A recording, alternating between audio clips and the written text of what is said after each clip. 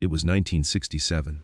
15 million Americans were watching a live television broadcast when a 350-pound professional wrestler named Big Boris Petrov grabbed Bruce Lee by the collar and lifted him off his feet. The host froze. The audience gasped. And somewhere in the control room, a producer's hand hovered over the kill switch. What happened in the next 4 seconds would become the most controversial moment in talk show history. So controversial that the network erased all footage and denied it ever happened, until now. Los Angeles, California, Tuesday afternoon 1967. Bruce Lee didn't want to do the show. He was sitting in his small office in Chinatown, surrounded by photographs of himself training students, demonstrating techniques, competing in tournaments. Everything he had built himself. No handouts, no shortcuts, just dedication and an unwavering commitment to martial arts excellence. His manager had been pushing him for weeks. The Milton Cole Show is one of the most popular talk shows on television. His manager insisted. 15 million viewers every week. An appearance could launch careers overnight. Bruce shook his head. I don't need publicity stunts. I need serious students. You have 20 students, his manager replied. You could have 2,000, you could have your own studio. You could have everything you've been working toward. Bruce paced the small office. The walls were covered with black and white photographs. Moments frozen in time that represented years of disciplined training. But his manager was right about one thing: the school wasn't growing fast enough. His savings were running low. His wife Linda was pregnant with their second child. He needed money. Fine, Bruce said finally. One appearance. I demonstrate some techniques, answer some questions, and leave. That's perfect. Milton will love you. Bruce stopped pacing. Who else is on the show? His manager hesitated. Who else? Bruce repeated. They want to do a segment, demonstrating martial arts against different fighting styles. What fighting styles? Wrestling. Bruce felt something cold settle in his stomach. They want me to face a wrestler on live television. It's just a demonstration, nothing serious. Who's the wrestler? His manager looked at the floor. Boris Petrov. Boris Petrov was not a normal wrestler. He stood 6'5" and weighed 350 pounds, all of it muscle, bone, and bad intentions. He had been a Soviet weightlifting champion before defecting to America in 1962, reinventing himself as a professional wrestler and playing the villain role to perfection.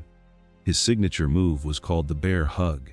He would grab opponents around the chest, lift them off their feet, and squeeze until they surrendered. In his entire career, no one had ever escaped the bear hug once it was locked in. But Boris wasn't just a performer. Unlike most professional wrestlers who followed scripts and pulled their punches, Boris had a reputation for legitimately hurting people. He had broken 3 opponents' ribs in the past year alone. He had ended careers. He had sent men to hospitals. The Wrestling Federation tolerated him because he drew crowds. People paid to see Boris Petrov hurt people. It was theater, but the pain was real. Bruce had heard of him. Everyone in the martial arts world had heard of him.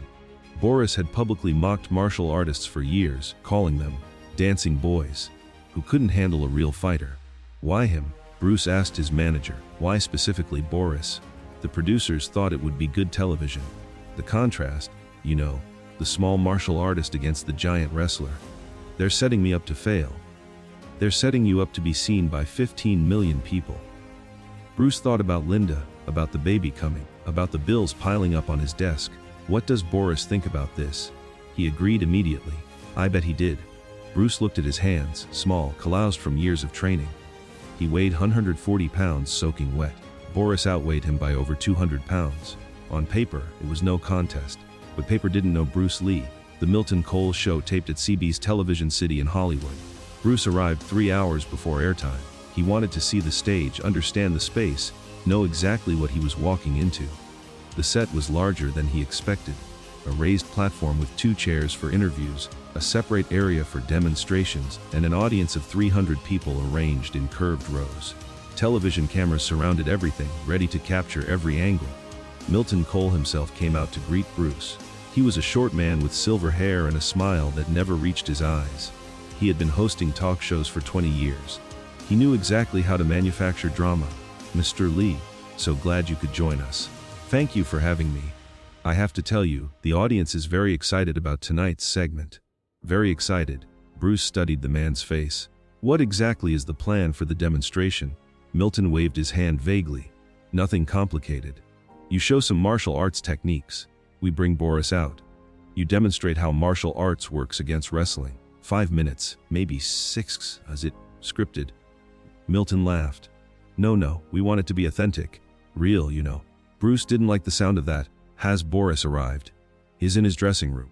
You can meet him before the show if you want. I'll pass. Milton's smile flickered. As you wish. We go live at 8 o'clock. Be ready. He walked away, already talking to a producer about something else. Bruce stood alone on the stage, looking at the empty seats that would soon be filled with people expecting entertainment. He had a bad feeling about tonight. A very bad feeling. But it was too late to back out now. By 7:30, the studio was packed. 300 people filled the audience seats, buzzing with anticipation. They had heard about the special segment, the martial artist versus the wrestler. Many of them were Boris Petrov fans who had come specifically to watch him crush another victim. Bruce waited backstage, stretching, keeping his muscles warm. He could hear the audience through the walls, laughter, chatter, the building energy of a crowd anticipating spectacle. A production assistant approached him. Mr. Lee, 5 minutes. Thank you. The assistant hesitated. Can I tell you something? Go ahead. Boris Petrov is not what he seems. Bruce looked at the young man. He was barely 20, with nervous eyes and a clipboard clutched to his chest. What do you mean? The demonstration isn't going to be a demonstration. Boris told the producers he wants to make it a real fight. He wants to humiliate you on live television. Bruce felt his jaw tighten. Did the producers agree to this? They didn't say no. The assistant looked around nervously. They think it'll be good for ratings. The small Asian guy getting crushed by the giant American wrestler. That's what they want to show. Thank you for telling me. I'm sorry. I just thought you should know. The assistant hurried away. Bruce stood alone, processing what he had just heard. This wasn't going to be a demonstration. It was going to be an ambush. Boris Petrov was going to attack him for real, on live television, in front of 15 million people. He had two choices. He could walk away right now, refuse to go on, protect himself, go home safely. Or he could go out there and show the world what martial arts could really do. The production assistant's voice came over the speakers. Mr. Lee to the stage. 2 minutes. Bruce took a deep breath. He walked toward the light. Milton Cole bounced onto the stage to thunderous applause. Good evening, everyone. Welcome to the Milton Cole Show. The audience cheered. The cameras rolled. 15 million Americans tuned in from living rooms across the country. Tonight, we have a very special treat for you.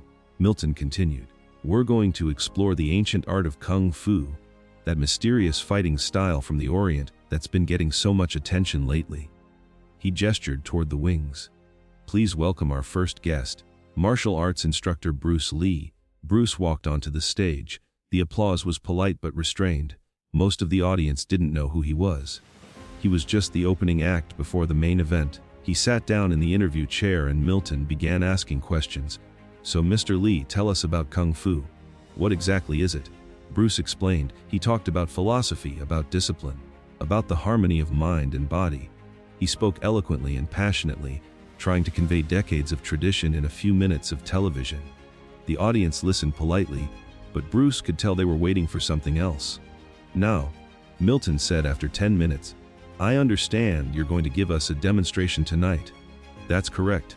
And you've agreed to demonstrate your techniques against a professional wrestler. I have. Milton's smile widened. Ladies and gentlemen, please welcome Big Boris Petrov. The audience erupted. Boris Petrov walked onto the stage like a force of nature. He was enormous, taller, wider, more imposing than he appeared in photographs. His muscles bulged beneath a tight black t-shirt. His eyes were cold and predatory. He didn't acknowledge Bruce. He barely acknowledged Milton. He just stood there, letting the audience absorb his presence.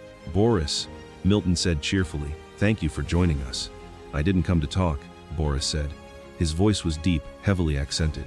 I came to show what real fighting looks like. The audience cheered. They wanted blood. Well then, let's get to it. Milton gestured toward the demonstration area, a padded section of the stage about 15 feet square.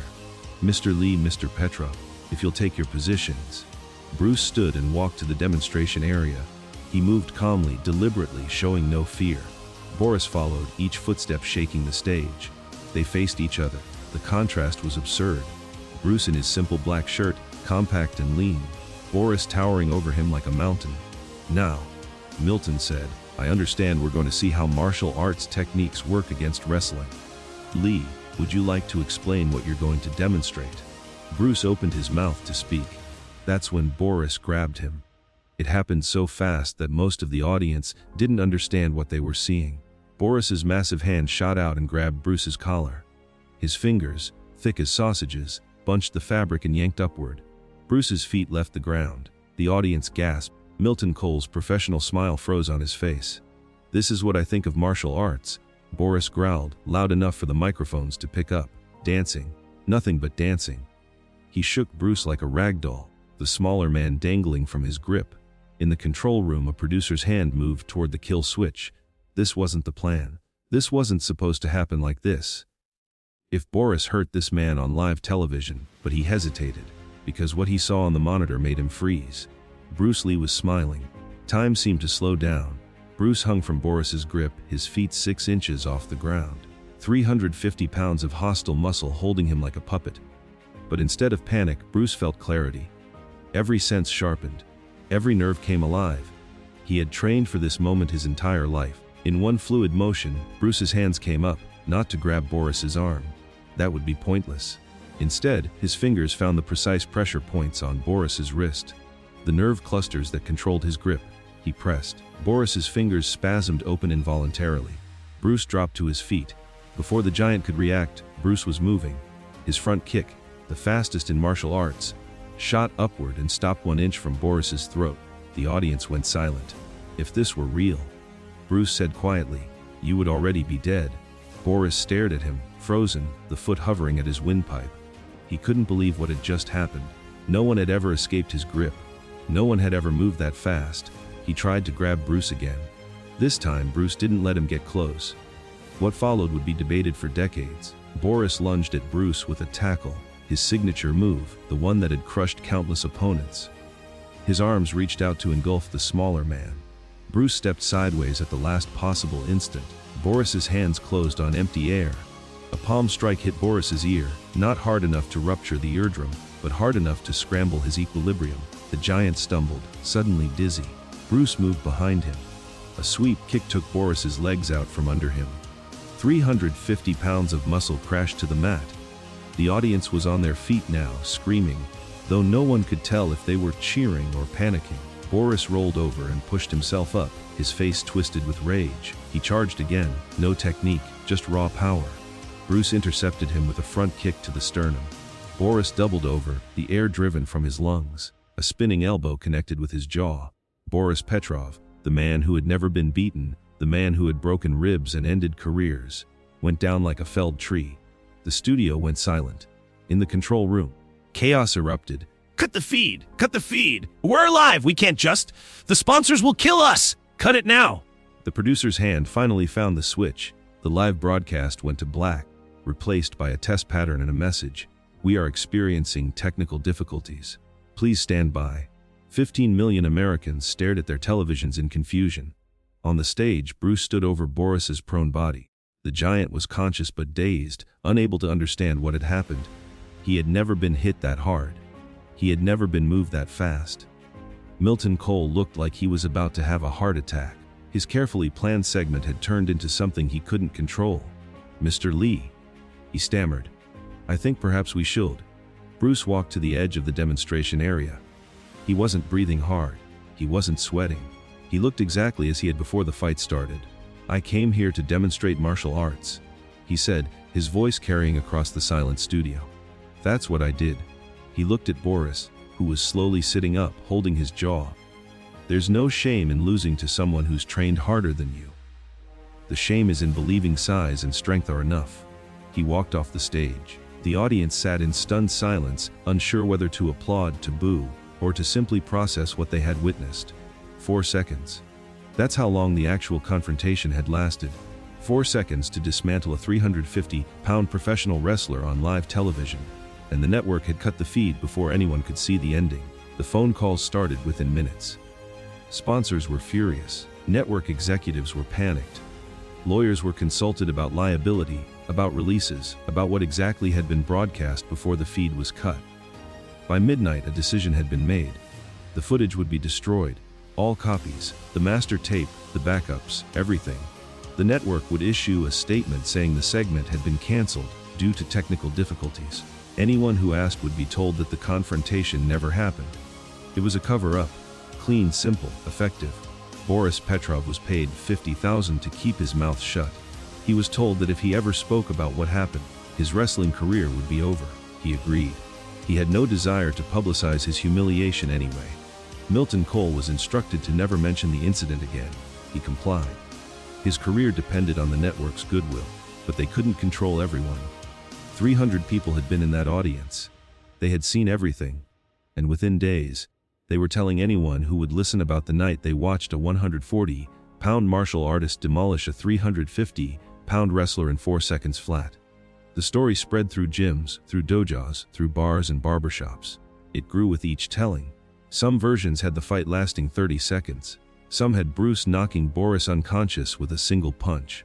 The truth got buried under legend. But the truth was remarkable enough. Bruce Lee went home that night and said nothing to his wife. He didn't mention the ambush. He didn't mention the fight. He didn't mention the cover-up that he knew was already underway. He sat in his small office, looking at the photographs on the walls, thinking about what had happened. The network would bury the story. The footage would disappear. As far as official history was concerned, the fight never happened. But Bruce knew something the network executives didn't. It didn't matter. The 300 people in that audience would talk. Their friends would talk. The story would spread, not through television, but through word of mouth, the old way, the way that couldn't be controlled. And eventually, the truth would find its audience. His phone rang at midnight. It was his manager. "Bruce, I don't know what to say. The network is furious. They're threatening to sue." Let them threaten. But the footage, they're destroying everything. They can destroy the tape. They can't destroy what people saw. "What do you mean?" Bruce looked at a photograph of himself training, young, determined, full of fire. "I mean that 15 million people didn't see what happened tonight, but 300 people did. And by next week, 3,000 will have heard about it. By next month, 30,000. By next year, everyone who matters will know the truth." What truth? That a 140-pound martial artist defeated a 350-pound wrestler in 4 seconds. That size and strength don't matter against speed and skill. That everything people believe about fighting is wrong. His manager was silent. "They tried to humiliate me on live television," Bruce continued. "They set me up to fail. Instead, I gave them the best advertisement martial arts has ever had." The footage was never recovered. Despite decades of searching by collectors, historians, and fans, no copy of that night's broadcast has ever surfaced. The network kept its word. Every master tape, every backup, every recording was destroyed. But the story survived. Boris Petrov never spoke about the incident publicly. He retired from wrestling in 1972, citing injuries. He died in 1989, taking whatever secrets he had to the grave. Milton Cole denied the confrontation ever happened until the day he died. In his autobiography, published in 1985, he wrote that Bruce Lee's appearance on his show was unremarkable and quickly forgotten. But the people who were there remembered. One audience member, a college student named David Chen, wrote a detailed account of the incident in his diary that night. That diary was discovered by his grandchildren in 2015 and published online, providing the first comprehensive written record of what actually happened. "I will never forget what I saw," Chen wrote. "A man half the size of his opponent, facing certain defeat and winning so completely that the network had to cut the feed to protect the loser's dignity. In 4 seconds, Bruce Lee proved that everything I thought I knew about fighting was wrong." The incident became one of many legends surrounding Bruce Lee. Stories that seemed too incredible to be true, that were dismissed by skeptics as exaggeration or myth.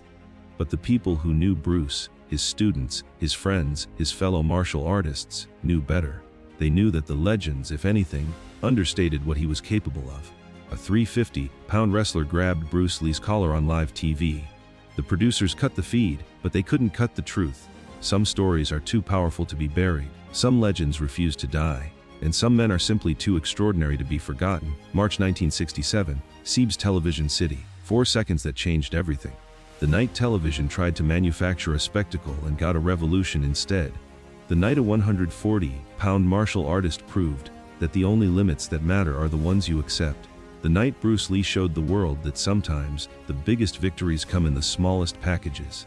They cut the feed, but they couldn't cut the legend. And legends, once born, never truly die.